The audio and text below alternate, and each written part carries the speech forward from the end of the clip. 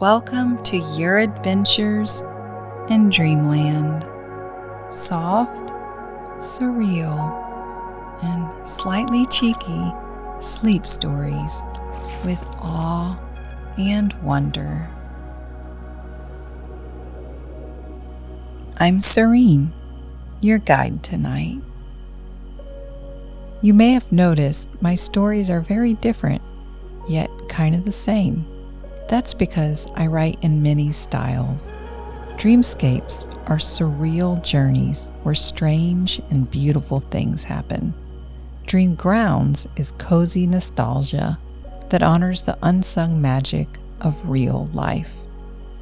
Dream Wonders explores incredible science, nature, and history.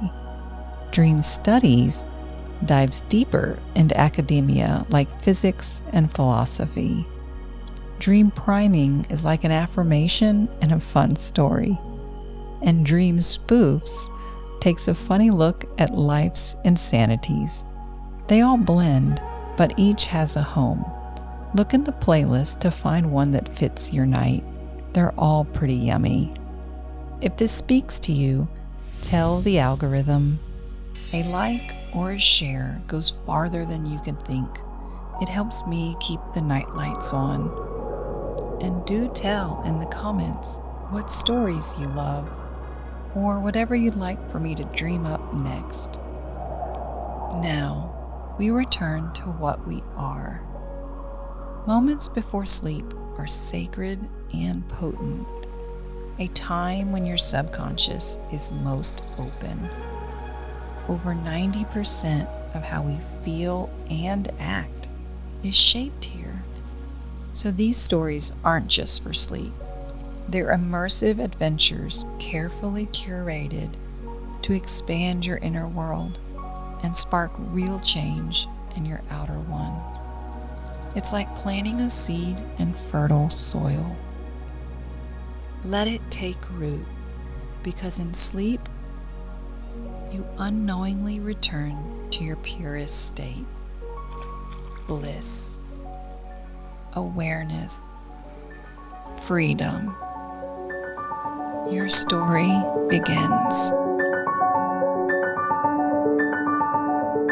An RV park in Australia, episode 19 overall. This is the second pull-in in our Dream Camping mini-series, which lives inside the larger Dream Grounding playlist, where we slow down to savor the quiet magic of the world's most beautiful places. You blink twice. Okay, so either you nodded off during a petrol stop and Maggie decided to finish the drive herself, or this is the most scenic kidnapping in the history of road trips. Not that you're complaining. Before you stretches a clearing framed by golden sandstone ridges, the kind that look like they've been gently folded by time. The late afternoon sun is caught in the tops of ghost gums, and the air smells like eucalyptus, dust, and something faintly sweet, maybe lemon myrtle, maybe someone's afternoon tea. Maggie, your loyal but slightly opinionated RV, yes, the very same from episode 6, purrs smugly as she rolls to a stop. Not a jolt, not a squeak, just the sound of tires settling into gravel with a little self-satisfied exhale, like she's found her happy place and knew it before you did. No reversing needed. No second-guessing angles. No swearing at a hitch that refuses to line up. She parks herself like a queen claiming her throne. You suspect she's been here before. You came here chasing sunshine and slow mornings. The kind where your biggest decision is whether to sip tea under the gum trees or wander barefoot to the water's edge. Just ahead, a hand-painted wooden sign swings gently from a crooked post. Joycie and Kev's Dreamtime Rest. Stay a night or stay a while. In parentheses underneath, someone scrawled, "Unless you're loud, then keep moving."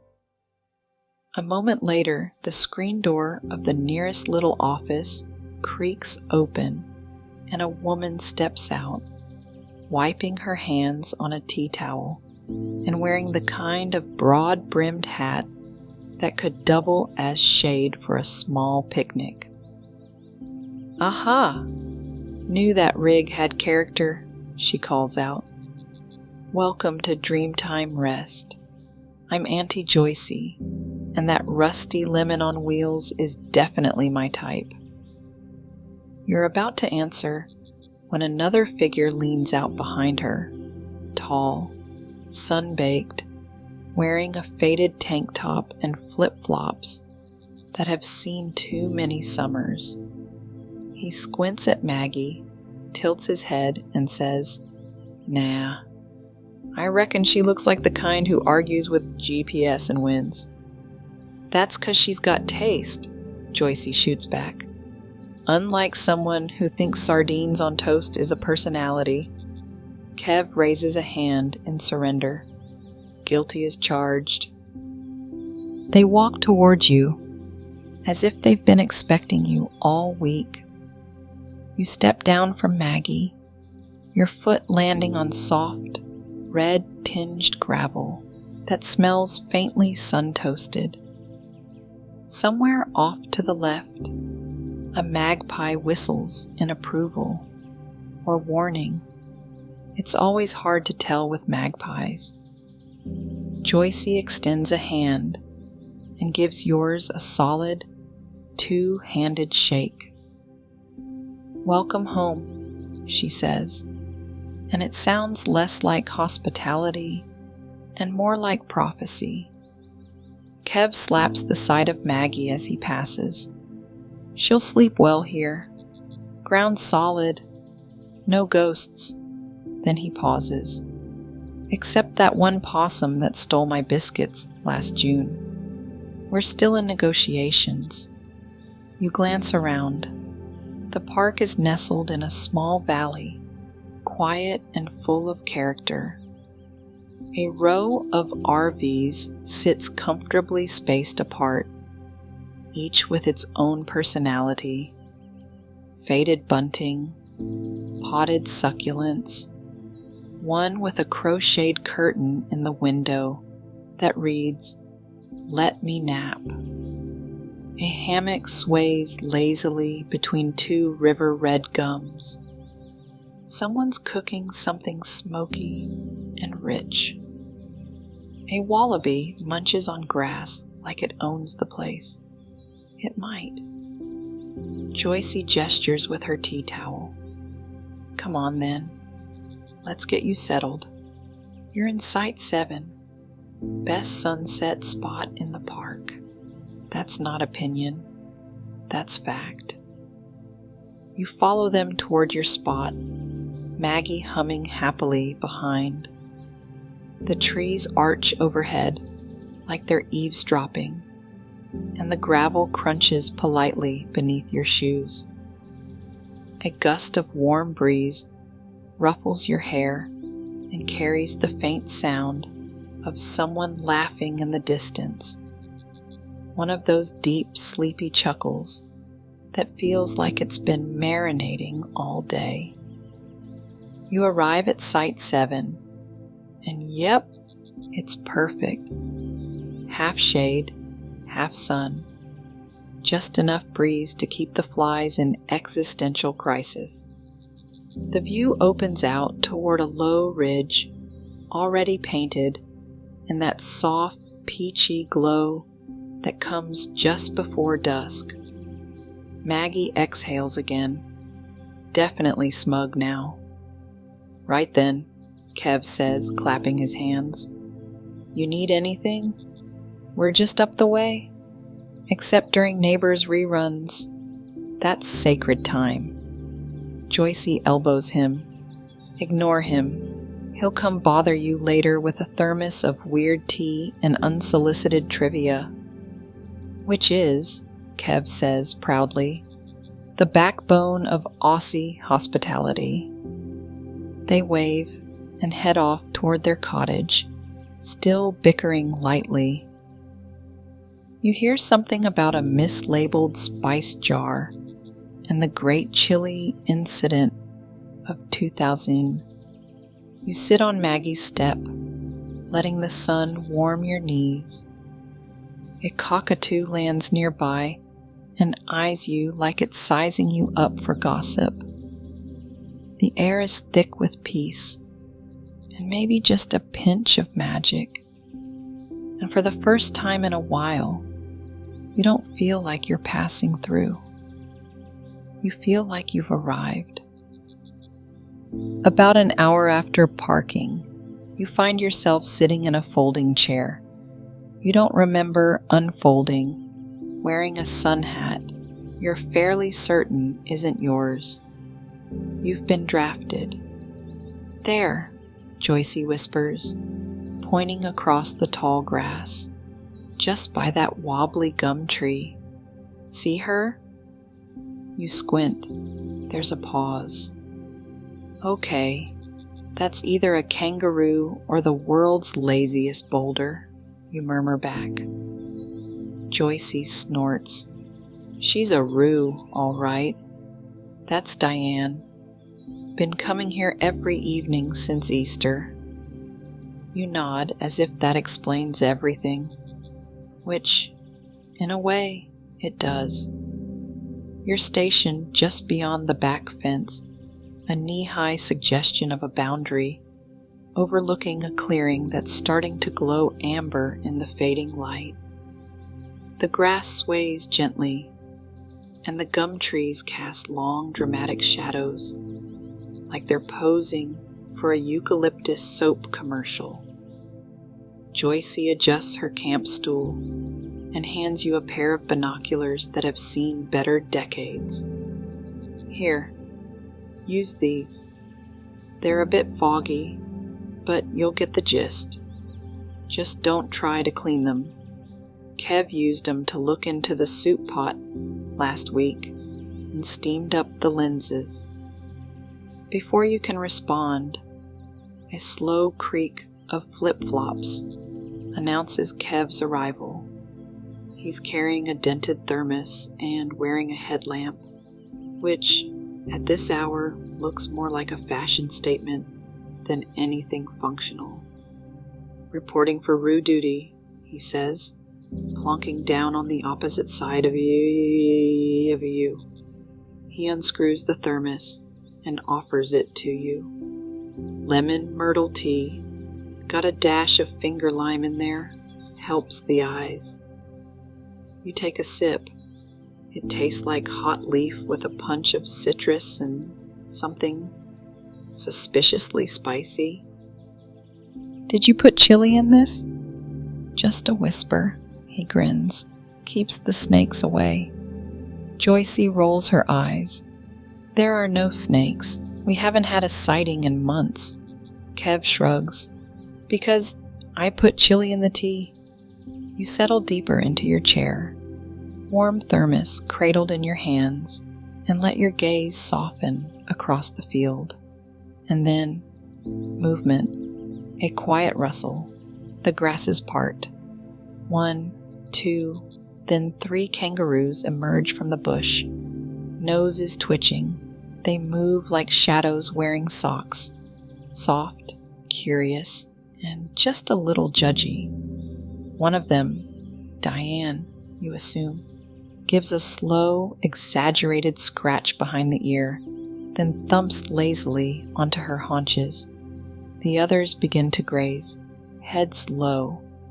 Every so often, one lifts their head, stares directly at you, and chews in that slightly offended way kangaroos have, like you've interrupted a private picnic. They know we're watching, Joycie murmurs. They just don't care. That one, she points, is Barry. He peed on Kev's hiking boot last winter. Kev lifts his foot to show the offending boot. Still smells like revenge. More kangaroos arrive, hopping in that slow, dreamy rhythm that doesn't look real until you're watching it up close. There's something surreal about it, like gravity is a casual suggestion. The sky shifts, first pale orange, then peach, then the kind of dusty lavender that only exists in Australian evenings, and watercolor paintings. You let your breath match the rhythm of it all, the grass, the ruse, the settling warmth of tea in your chest.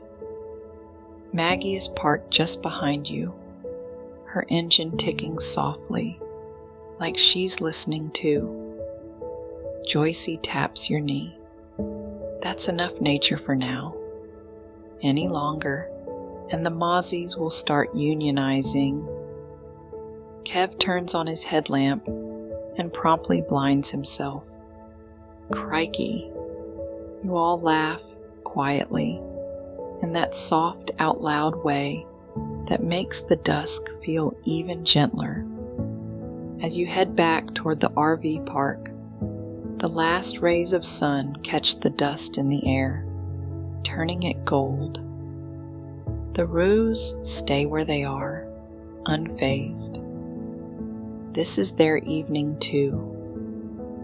And as you walk, you hear Kev behind you, muttering, "Pretty sure Barry winked at me.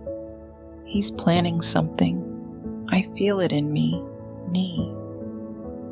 You don't respond. You're too busy smiling. You follow the smell of smoke and something buttery through the dusky air, drawn like a cartoon character being lured by pie on a windowsill. The fire pit's already glowing when you arrive, low, wide, encircled with a collection of mismatched camp chairs that seem to have migrated here from every corner of the RV park. Some are padded, some are rusty. One is clearly an old car seat with Lorraine's throne painted across the back in glitter paint. Kev's poking at the coals with the kind of intensity that suggests the fire personally insulted him. "Evening," he calls without looking up. "Grab a seat, unless you're afraid of hearing the true story of the Gariwerd goat man." From a few seats down, Joycie mutters, "It was a possum with mange, Kev." "Allegedly," Kev shouts, triumphant. Auntie Joycie is perched on an upturned milk crate with a wool blanket wrapped around her shoulders and a tin of something bubbling over a side burner. It smells suspiciously comforting. "You hungry?" she asks, holding up a ladle. "I made damper and brought me special bush tomato chutney, spicy enough to make you question your decisions, but not your dignity." You take a seat between an older woman knitting a baby blanket and a teenage boy reading by the light of a solar lamp. His book is titled "Birds That Might Be Judging You." You make a mental note to ask where he got it. Across the fire, someone's softly strumming a guitar, not performing, just keeping the air company. A kid with marshmallow goo on their cheek passes you a skewer. "You have to roast two at once," she says solemnly, "so they don't get lonely." You follow the rule. One for you, one for emotional balance. Kev takes a dramatic swig from his thermos. Tonight's tea smells suspiciously like ginger and misguided confidence, and clears his throat. Right, now for the tale of the goat man. Joycie sighs into her mug. Here we go. According to Kev, who gestures so wildly he nearly whacks the teenager with his elbow, the goat man was once a humble cheese farmer who got lost in the Grampians and emerged with mysterious powers, an uncanny ability to find misplaced socks, and a haunting bleat that echoes through misty valleys at dawn. Locals say he still wanders these hills, Kev intones, his eyes gleaming, looking for his last good wheel of brie. There's a beat of silence. Then the marshmallow kid lets out the most theatrical bleat anyone's ever heard, followed by a fit of giggles. See, Kev says, nodding solemnly. It begins. Joycie stands, dusts off her hands, and plunks a metal tray down on the table. Damper, hot, golden, and slightly misshapen in the most comforting way, sits beside a jar of glowing red chutney. You tear off a piece, slather on some chutney, and immediately experience mild mouth regret, followed by warm, savory euphoria.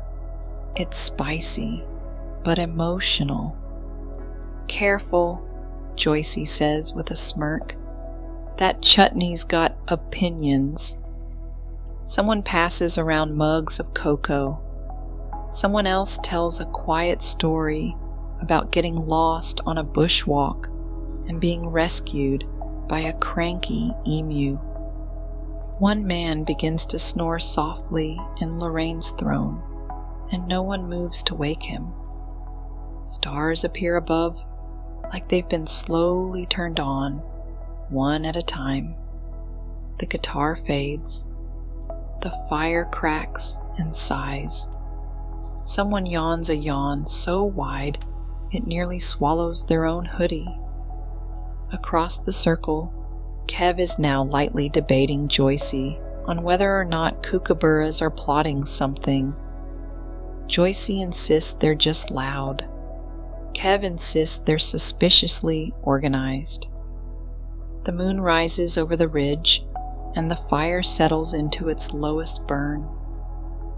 The kind of glow that feels less like light and more like memory. You lean back in your chair, marshmallow stick in one hand, cocoa in the other, and think. This is the kind of evening that makes you believe in the very small magic of sitting still.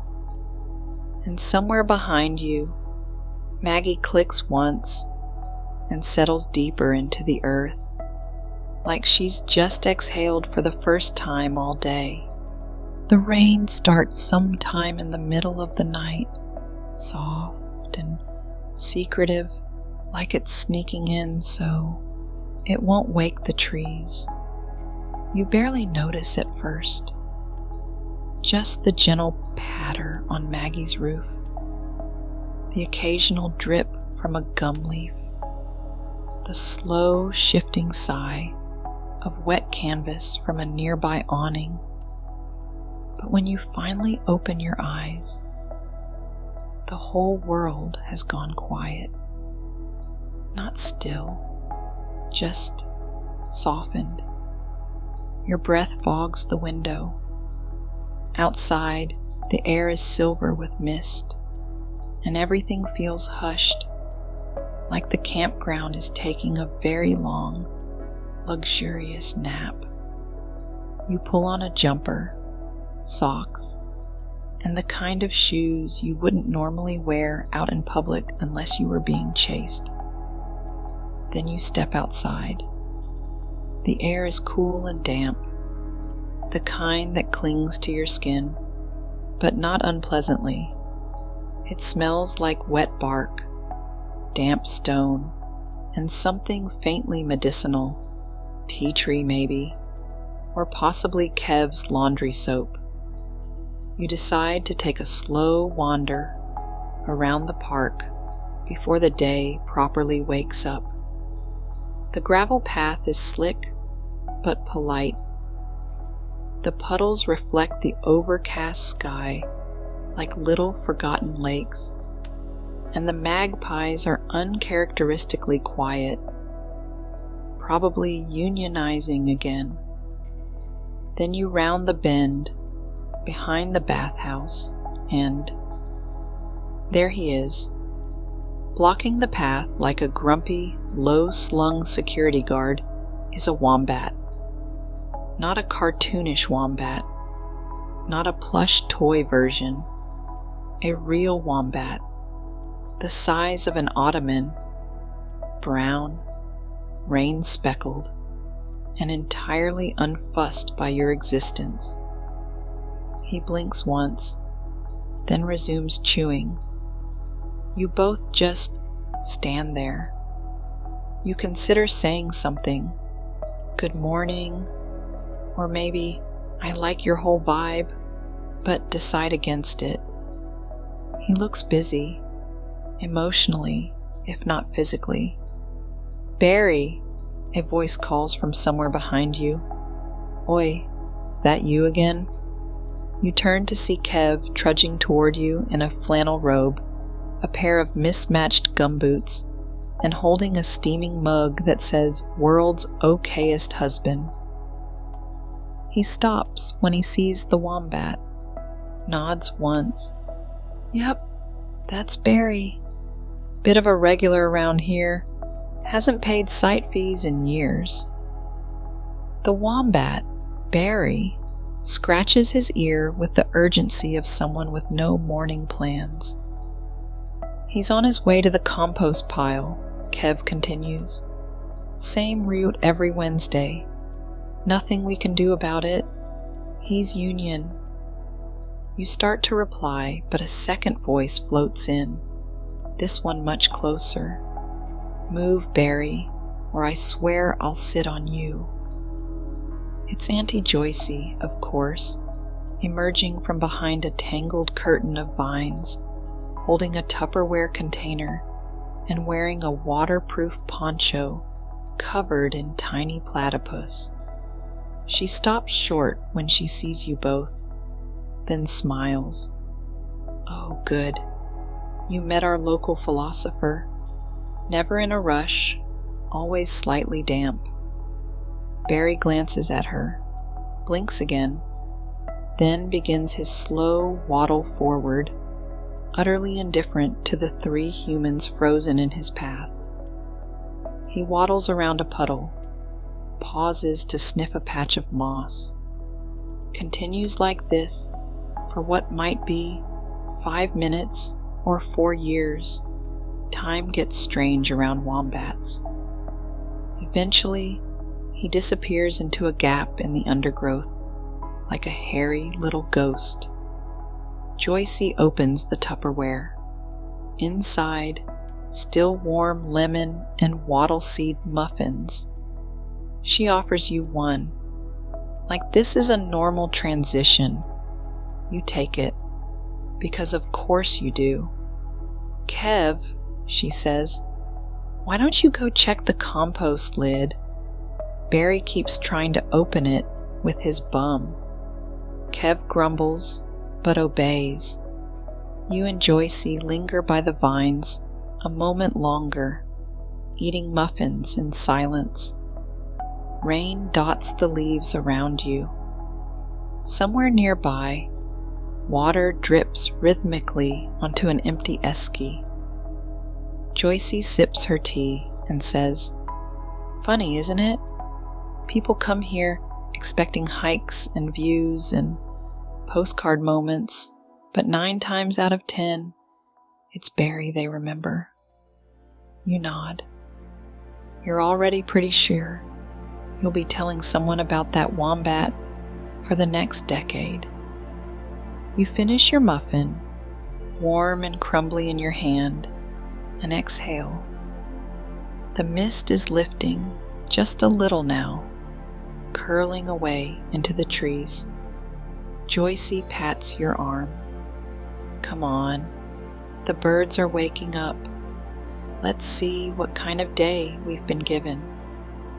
And just like that, the morning begins. By mid-morning, the rain has vanished like it was never there. No puddles, no mud, just a faint shimmer in the air, and that post-storm glow, like everything's been freshly ironed by nature herself.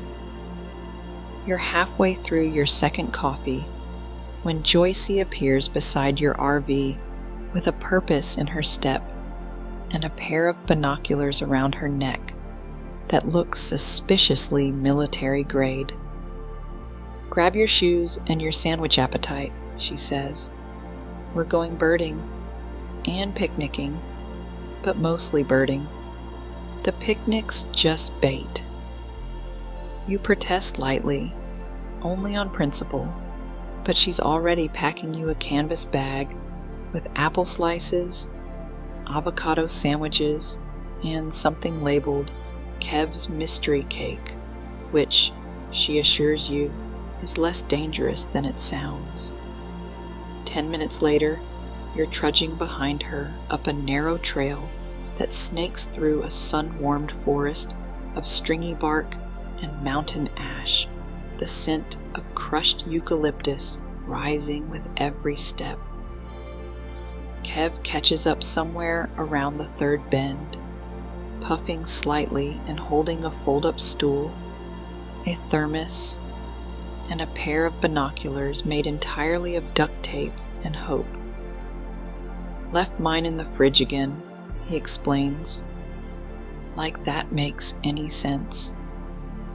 The path opens up onto a sandstone ledge that feels like it was made for tea breaks. From here, the view is something out of a dream. The ridges of Gariwerd stretching out in layered folds, dotted with silvery trees and the occasional thread of a distant creek, glinting like a misplaced necklace. Joycie sets up like she's done this 100 times, which she has. All right, she says, scanning the trees. Let's see who's out today. You raise your binoculars, adjusting them carefully. At first, nothing. Then, like magic, the forest reveals itself. A splash of crimson in the trees, a crimson rosella, preening like it knows it's being watched. A pair of laughing kookaburras on a high branch, muttering to each other like two old blokes at a bakery. And far above, the unmistakable glide of a wedge-tailed eagle, drifting in lazy spirals like it's got nowhere better to be. You let out a low, involuntary, "Whoa." Kev looks up. See the eagle? Yeah, that's Bruce, top of the food chain. Not to be confused with Bruce the wallaby or Bruce the plumber. Joycie rolls her eyes. Everything's Bruce with you. It's a cultural institution, Kev says with pride. You sit on a low, flat rock, warm by the sun, and unpack your sandwich. It's got lemony avocado, black pepper, and something crunchy you can't quite identify but enjoy immensely. From her perch, Joycie hums a little tune you don't recognize and jots something in a spiral-bound notebook labeled The Feathered Minutes. You suspect no one's ever read it but her, and that it might be a masterpiece. Kev pours tea from the thermos and passes you a tin of cake. It's peach and almond, probably could be apricot and not almond. You take a bite. It's phenomenal. Definitely almond, you say. Ah, well, he shrugs, can't win 'em all. There's a long pause then, not awkward, just perfectly still. The wind rustles through the gums. A distant bird calls. Somewhere in the bush, below, something crashes through the underbrush in that classic, don't worry, probably not a snake kind of way. You lie back against the stone, feeling full, sleepy, and a little wild in that way people get when they've spent just enough time doing absolutely nothing important. Joycie says softly, "You know what I like about birding? It forces you to be still, not quiet. I talk the whole time, but still." You nod. That checks out. And eventually, she adds, the birds stop seeing you as an interruption and start treating you like part of the furniture. Kev leans back on his elbows. Speak for yourself. That kookaburra from earlier is still giving me side-eye. Might be tax collectors. You smile without meaning to. The sun is warm on your face. The birds are doing their thing. And Maggie is somewhere down the hill, waiting patiently, probably gossiping with a parked caravan named Doreen. And for just a moment, everything feels easy. Not perfect, just enough. Evening sneaks in sideways, not with a bang or a sunset spectacular, but with a hush, a kind of mutual agreement between the trees and the sky that it's time to dim the lights and lower the volume. The ridge to the west turns dusky plum. The air cools just enough to make you reach for your jumper again. Somewhere nearby, someone's putting out citronella candles with the back of a spoon, like it's a sacred ritual. It might be. Back at your campsite, Maggie has already flicked on her porch light, just a warm glow, soft and yellow, like an old lamp waiting in a front window. She always knows. You hear flip-flops, then the unmistakable crunch of Kev approaching with purpose, and a bundle? Don't freak out, he says, holding it out with both hands. But I made you something. You look down. It's a rock, a flat one, painted with what appears to be a platypus wearing sunglasses and holding a tiny coffee cup. Underneath it says, "Stay weird, mate," in permanent marker. You laugh. You can't help it. It's ridiculous. It's perfect. I make one for every guest who stays longer than a single night, Kev explains, suddenly sheepish. Well, Joycie does the outlines. I just add the accessories. It was gonna be a wombat, Joycie says from behind him, carrying 2 mugs and a small bundle of eucalyptus branches.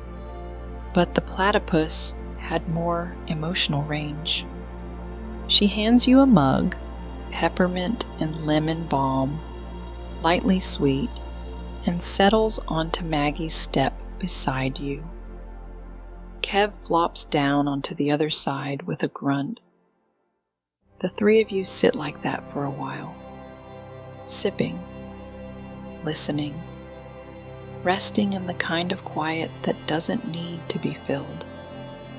Somewhere across the campground, someone's playing didgeridoo, badly, but sweetly.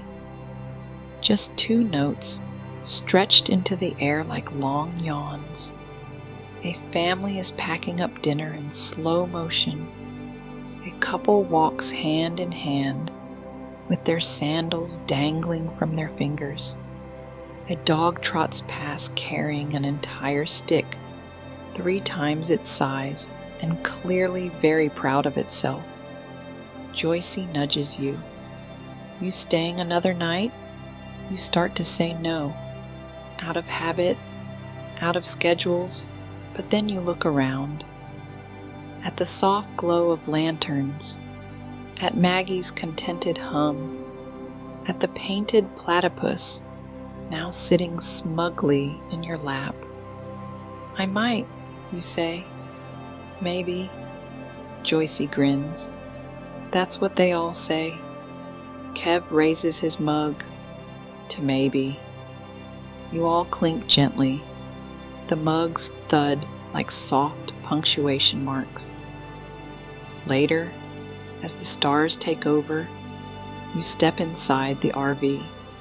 The air is still warm from the day, carrying the scent of eucalyptus oil and toasted sugar from some dessert a neighbor's just pulled out of a travel oven. You flip the overhead switch, one soft yellow bulb, and change into the kind of sleepwear that's more about comfort than fashion, even in your dreams. Outside your window, a pair of cockatoos shuffle into their tree bed like grumpy roommates who've agreed not to speak until morning. You hear Kev one last time in the distance declaring, "Platypus are proof the universe had leftover parts and a great sense of humor." And Joycie's voice drifting back, and yet you think you're the normal one. The laughter fades, the lanterns dim, even the bugs seem to lower their voices. You pull your blanket up to your chest. The good blanket, the soft one, the one that always smells faintly like sun and soap.